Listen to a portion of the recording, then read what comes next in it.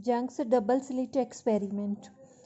Interference of ਜਿਹੜੀ light ਹੈਗੀ ਹੈ ਉਸ ਦਾ ਇੱਕ ਐਕਸਪੈਰੀਮੈਂਟ ਕੀਤਾ ਸੀ ਜੰਕਸ ਨੇ ਇਨ 1802 ਦੇ ਵਿੱਚ। ਠੀਕ ਹੈ, ਇਸ ਦੇ ਲਈ ਉਸਨੇ ਸੈਟਅਪ ਯੂਜ਼ ਕੀਤਾ। ਐਸ ਕੋਈ ਵੀ ਨੈਰੋ ਸਲਿਟ ਹੈ ਜਿਸ ਦੀ ਵਿਡਥ ਤੁਹਾਡੇ ਕੋਲ 1 mm ਹੋ ਸਕਦੀ ਹੈ। ਹੁਣ ਇਸ ਦੇ ਵਿੱਚ ਆਹ ਵਾਲੀ ਸਲਿਟ ਦੇ ਵਿੱਚੋਂ ਤੁਹਾਡੇ ਕੋਲ ਮੋਨੋਕਰਮੈਟਿਕ ਜਿਹੜਾ ਸੋਰਸ ਆਫ ਲਾਈਟ ਹੈ ਉਹ ਇਲੂਮੀਨੇਟ ਹੋਏਗਾ। ਠੀਕ ਹੈ, by monochromatic source of light from slit. ਇਸ ਤੋਂ ਸਪੋਜ਼ 10 ਸੈਂਟੀਮੀਟਰ ਡਿਸਟੈਂਸ ਦੇ ਸੁਟੇਬਲ ਡਿਸਟੈਂਸ ਦੇ ਉੱਪਰ ਇੱਕ ਤੁਹਾਡੇ ਕੋਲੇ ਦੋ ਫਾਈਨ ਸਲਿਟਸ ਰੱਖਤੀਆਂ A ਐਂਡ B। ਠੀਕ ਹੈ, ਜਿਸ ਦੀ ਜਿਹੜੀ ਮਤਲਬ ਦੋਨਾਂ ਦੇ ਵਿਚਕਾਰ ਡਿਸਟੈਂਸ ਹੋ ਸਕਦਾ 0.5 mm ਦਾ। ਐਸ ਕੋਈ ਵੀ ਨੈਰੋ ਸਲਿਟ ਹੈ, ਨੈਰੋ ਸਲਿਟ ਦੀ ਜਿਹੜੀ ਵਿਡਥ ਹੈ ਉਹ ਤੁਹਾਡੇ ਕੋਲ 1 mm ਹੋ ਸਕਦੀ ਹੈ। ਠੀਕ ਹੈ, ਉਸ ਤੋਂ ਸਪੋਜ਼ 10 ਸੈਂਟੀਮੀਟਰ ਦੀ ਡਿਸਟੈਂਸ ਦੇ ਉੱਪਰ ਦੋ ਆਪਣੇ ਕੋਲ ਫਾਈਨ ਸਲਿਟ ਰੱਖਤੀਆਂ A ਐਂਡ B। A ਤੇ B ਦੇ ਜਿਹੜਾ ਡਿਸਟੈਂਸ ਹੈ ਉਹ 0.5 mm ਹੋ ਸਕਦਾ। ਉਸ ਤੋਂ ਬਾਅਦ A ਤੇ B ਇਹ ਜਿਹੜੀਆਂ ਫਾਈਨ ਸਲਿਟਸ ਹੈ ਇਹਨਾਂ ਤੋਂ 2 ਮੀਟਰ ਦੇ ਡਿਸਟੈਂਸ ਦੇ ਉੱਪਰ ਆਪਾਂ ਇੱਕ ਸਕਰੀਨ ਲਗਾ ਦਿੱਤੀ। ਠੀਕ ਹੈ ਜੀ, ਇੱਕ ਸਕਰੀਨ ਲਗਾਈ ਹੈ। ਸਕਰੀਨ ਦੇ ਉੱਪਰ ਜਿਹੜੀਆਂ alternative bright and dark fringes ਹੈ ਉਹ ਬਣ ਜਾਣਗੀਆਂ। ਸਕਰੀਨ ਦੇ ਉੱਪਰ alternate bright fringe, dark fringe, bright fringe, dark fringe, ਇਸ ਤਰੀਕੇ ਨਾਲ ਅਲਟਰਨੇਟਿਵ ਜਿਹੜੀਆਂ ਫਰਿੰਜਸ ਆ ਉਹ ਅਪੀਅਰ ਹੋ ਜਾਣਗੀਆਂ ਸਕਰੀਨ ਦੇ ਉੱਪਰ। ਅਗਰ A ਔਰ B ਦੇ ਵਿੱਚੋਂ ਇੱਕ ਸਲਿਟ ਨੂੰ ਕਵਰ ਕਰਾਂਗੇ ਦੈਨ ਫਰਿੰਜਸ ਡਿਸਅਪੀਅਰ ਹੋ ਜਾਣਗੀਆਂ। ਹੁਣ ਇਹ ਵਾਲੀਆਂ ਜਿਹੜੀਆਂ ਫਰਿੰਜਸ ਹੈ ਇਹ ਕਿਵੇਂ ਬਣ ਰਹੀਆਂ ਇਸ ਸਕਰੀਨ ਦੇ ਉੱਪਰ ਉਸ ਦੀ ਐਕਸਪਲੇਨੇਸ਼ਨ ਕਰਾਂਗੇ। The appearance of bright and dark fringe on the screen can be explained on the basis of interference of light। ਇਹ ਮੀਨਸ ਆਪਣੇ ਕੋਲ ਇੰਟਰਫੇਰੈਂਸ ਹੋ ਰਿਹਾ ਲਾਈਟ ਦਾ, ਇੰਟਰਫੇਰੈਂਸ ਦੇ ਬੇਸ ਦੇ ਉੱਪਰ ਇਸ ਦੀ ਜਿਹੜੀ ਅਪੀਅਰੈਂਸ ਹੈ ਉਸ ਨੂੰ ਐਕਸਪਲੇਨ ਕਰਾਂਗੇ।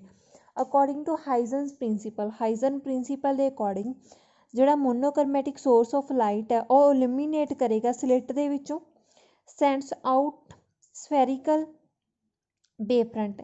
ਇਸ ਦੇ ਵਿੱਚੋਂ ਆਪਣੇ ਕੋਲ ਜਿਹੜੀ ਮੋਨੋਕਰਮੈਟਿਕ ਸੋਰਸ ਆਫ ਲਾਈਟ ਰੱਖਿਆ ਇਸ ਦੇ ਵਿੱਚੋਂ ਪਾਸ ਕਰਨ ਦੇ ਨਾਲ ਆਪਣੇ ਕੋਲ ਕੀ ਹੈ ਇੱਕ ਸਫੈਰੀਕਲ ਜਿਹੜੇ ਵੇਵ ਫਰੰਟ ਹੈ ਉਹ ਪ੍ਰੋਡਿਊਸ ਹੋਣਗੇ। ਠੀਕ ਹੈ, ਹੁਣ ਇਹ ਜਿਹੜੇ ਸਫੈਰੀਕਲ ਵੇਵ ਫਰੰਟ ਹੈ ਇਹ ਦੋ ਪਾਰਟਸ ਦੇ ਵਿੱਚ ਆਪਾਂ ਸ਼ੋ ਕੀਤੇ। ਇੱਕ ਹੈਗਾ ਇਹ ਵਾਲੀ ਡਾਰਕ ਲਾਈਨ ਹੈ, ਠੀਕ ਹੈ, ਸੋਲਿਡ ਆਰਕ ਹੈ।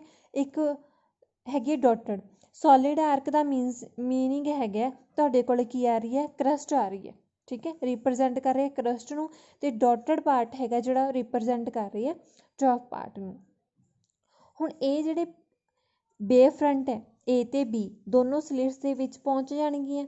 ਸਲਿਟਸ ਦੇ ਵਿੱਚ ਪਹੁੰਚਣ ਦੇ ਨਾਲ ਹੁਣ ਕੋਈ ਵੀ ਜਿਹੜਾ ਪ੍ਰਾਇਮਰੀ ਸੋਰਸ ਆਪਾਂ ਹਾਈਜ਼ਨ ਪ੍ਰਿੰਸੀਪਲ ਦੇ ਅਕੋਰਡਿੰਗ ਕੀਤਾ ਸੀ, ਕੋਈ ਵੀ ਪ੍ਰਾਇਮਰੀ ਸੋਰਸ ਆ ਉਹ ਸੋਰਸ ਹੈਗਾ ਸੈਕੰਡਰੀ ਵੇਵਲੈਟਸ ਦਾ।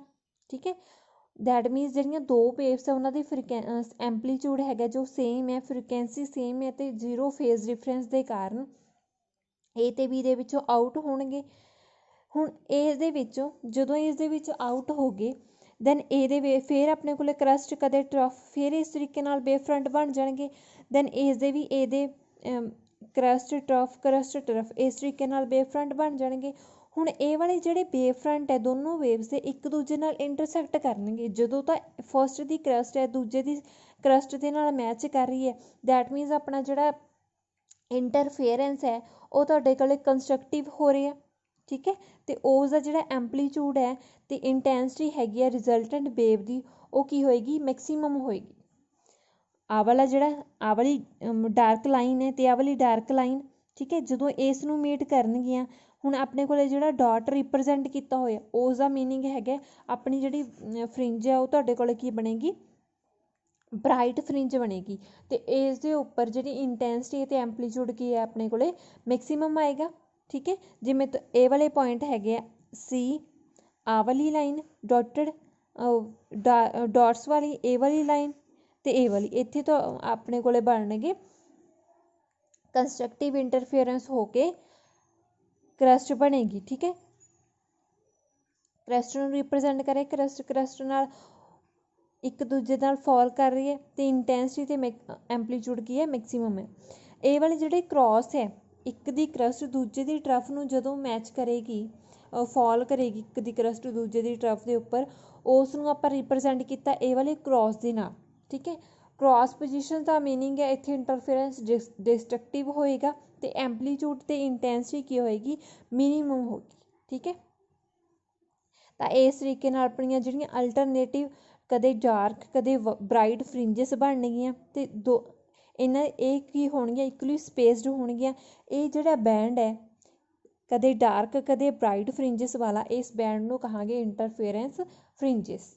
ठीक है, इत्थे तो आपां जिहड़ा सोर्स लैके चले हैं वो तुहाडे कोल हैगा सी मोनोक्रोमैटिक सोर्स। अगर सोर्स वाइट लाइट है, ठीक है, S is a source of white light है, दैन इंटरफेरेंस फ्रिंजिस कलर्ड बन गई तो उन्हां दी जिहड़ी विड्थ है इक्वल नहीं होएगी। उस तो बाद हैगा condition for constructive and destructive interference. Suppose दो कोहेरेंट सोर्सिस ऑफ लाइट नूं रिप्रजेंट करांगे आपां। फर्स्ट हैगी y1 is equals to A sine omega T, second हैगी y2 is equals to B sine omega T plus 5। A ते B दोनों waves के एंपलीट्यूड है तो फाई कॉन्सटेंट फेज एंगल है जिस दे नाल जिहड़ी सैकेंड वेव है वो लीड कर रही है फर्स्ट वेव नूं बाई एंगल फाई दे नाल।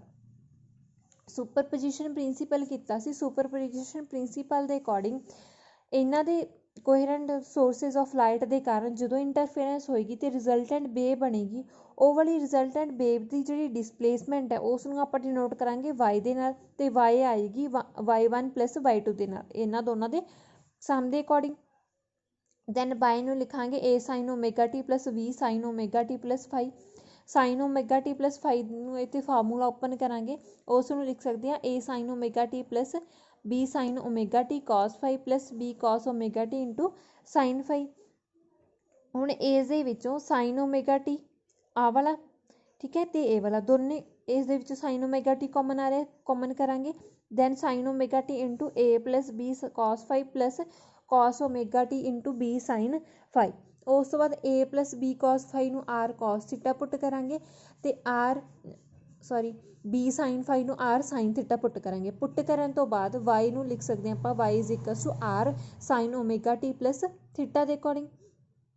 ये आ गई रिजल्टेंट वेव दी, ठीक है, रिजल्टेंट जिहड़ी वेव है उसका डिसप्लेसमेंट आ गई तो उसका एंपलीट्यूड कितना है तुहाडे कोले आर है।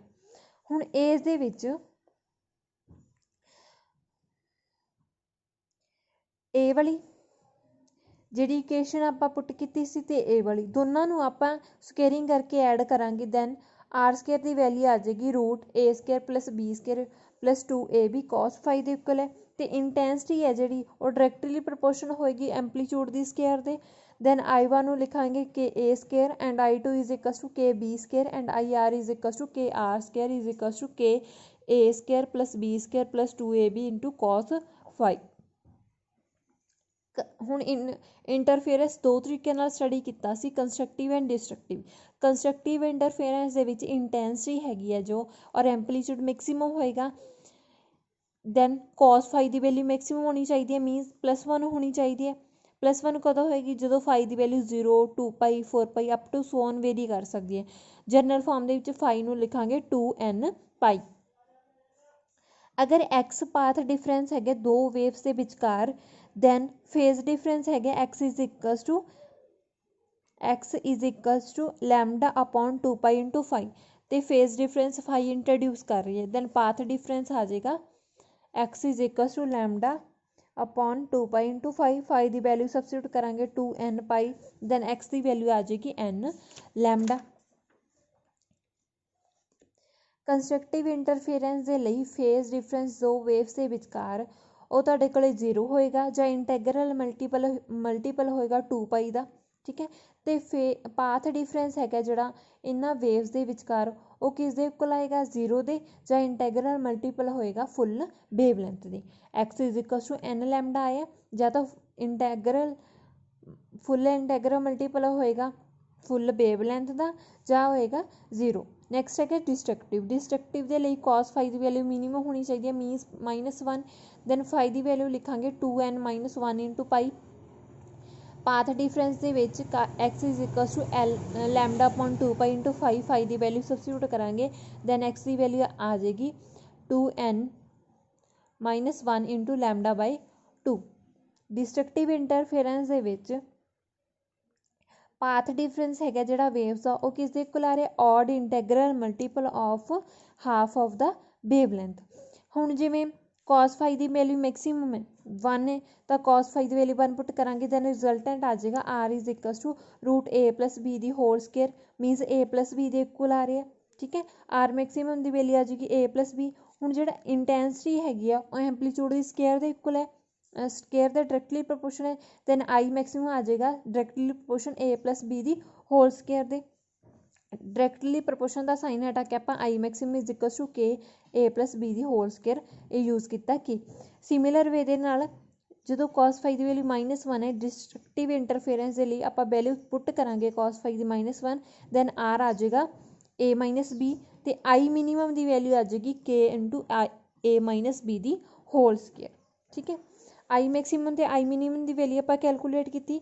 अगर इन्हों का एवरेज फाइंड आउट करिए एवरेज इंटेंसिटी फाइंड आउट करिए then I maximum plus I minimum upon 2 करांगे दैन आई एवरेज की वैल्यू आ जाएगी के into A square plus B square. अगर तो अपने को इंटरफेरेंस नहीं है तो इंटेंसिटी हैगी जी लाइट की दो सोर्सिस तो आ रही है जी किसी भी पॉइंट के उपर किसी भी स्क्रीन के उपर वो किस दे इक्वल है आई एवरेज इंटरफेरेंस पैटर्न के इक्वल है। ठीक है, हुण तुहाडे कोल इंटेंसिटी हैगी जी लाइट की और सिंपली अपने को रीडिस्ट्रीब्यूटेड है मीनस एनर्जी हैगी जी ट्रांसफर हो सकती है destructive interference to the reason of constructive interference. Destructive interference के जोड़े रीजनस है उन्होंने तो अपनी एनर्जी ट्रांसफर हो सकती है to the reason of constructive interference के ना ही तो एनर्जी है तुहाडे कोल क्रिएट हो सकती है तो ना ही डिस्ट्रॉय हो सकती है इस प्रोसैस के इंटरफेरेंस के तो आप की कहांगे फिर process of interference of light के एनर्जी हैगी जी कॉन्सटेंट रहेगी तो प्रिंसीपल ऑफ जी एनर्जी कंजरवेशन है ओबे कर रहे हैं interference of light process. Next है condition for sustained interference of light. इसके लिए कुछ कंडीशनस ओबे होनी जरूरी है। दो जोड़े सोर्सिज है of light must be coherent sources होने चाहिए तो two sources should be strong with least background तो एंपलीट्यूड है जोड़ा वेव्स आ वो इक्वल होना चाहिए तो दो सोर्सिज अपने को जी लाइट है वो मोनोक्रोमैटिक होनी चाहिए तो कोहेरेंट सोर्सिज है एक दूजे के नेड़े होने चाहिए very close to each other तो दो जोड़े कोहेरेंट सोर्सिज है शुड बी पॉइंट सोर्सिज लैके चलांगे आप पॉइंट सोर्सिज या नैरो सोर्सिज होनी चाहिए तो डिस्टेंस है जोड़ा स्क्रीन का from coherent source of light should not be small उन्होंने जोड़ा डिस्टेंस है वो की है स्मॉल नहीं होना चाहिए। जे डिस्टेंस स्मॉल है दैन फ्रिंज विड्थ भी डिक्रीज़ करेगी दैन जो फ्रिंज विड्थ डिक्रीज़ करेगी दैन आप फ्रिंजिस हैगियां जिहड़ियां उन्होंने डिस्टिंग्विशेबल नहीं कर सकते।